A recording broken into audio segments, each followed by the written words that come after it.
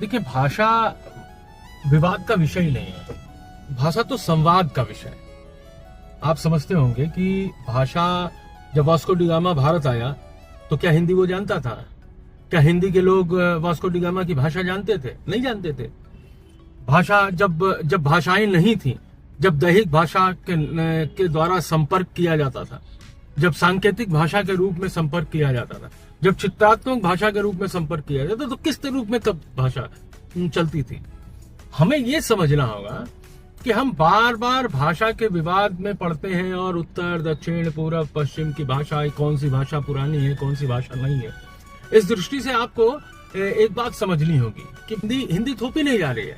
हमको ये समझना होगा कि जैसे अंग्रेजी है, संपर्क भाषा के रूप में अंग्रेजी को आप स्वीकार कर रहे हैं कि दक्षिण भारत का व्यक्ति या उत्तर भारत का व्यक्ति या कश्मीर का व्यक्ति या अरुणाचल प्रदेश का व्यक्ति वो अंग्रेजी में तो कम्युनिकेशन कर लेना चाहता है, हिंदी से उसको लगता है कि ये हमारी प्रतिस्पर्धी है। हिंदी वालों को इस भाव को पहले उन अहिंदी भाषी लोगों के मन से निकालना होगा कि ये जो कम्युनिकेशन की भाषा है, संपर्क भाषा है, इसके रूप में हम हिंदी को स्थापित करें, हम राष्ट्रभाषा के रूप में लगे हैं। अच्छा, हिंदी ही क्यों फिर? हिंदी इसलिए क्योंकि सबसे ज्यादा 44-45% लोगों के द्वारा बोली जाने वाली भाषा है। हिंदी इसलिए क्योंकि बहुत दिनों से राजभाषा के दर्जे पर है, और राजभाषा के दर्जे पर है तो ज्यादातर लोग हिंदी को बोलते नहीं है, लेकिन समझ पाते हैं हिंदी भाषी लोग, इसलिए हिंदी भाषा।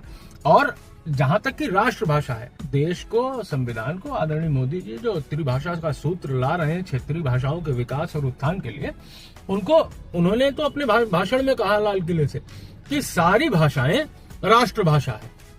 हिंदुस्तान की जो 2200 भाषाएं हैं वो राष्ट्रभाषा है। मैथिली शरण गुप्त तो वही राष्ट्र की वंदना भारत भारती में अगर हिंदी के माध्यम से कर रहे हैं, तो क्या राष्ट्र की वंदना हमको वो सुब्रमण्य भारती के तमिल में नहीं दिख रही है?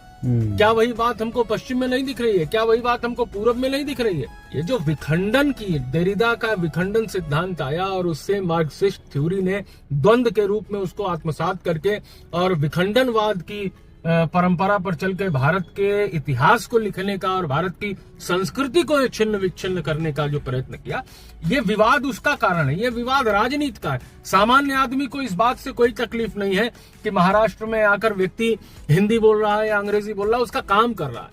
अंग्रेजी बोलने वाले पर हम गर्व कर रहे हैं कि वाह, ये कितना फ्लुएंट इंग्लिश बोल रहा है।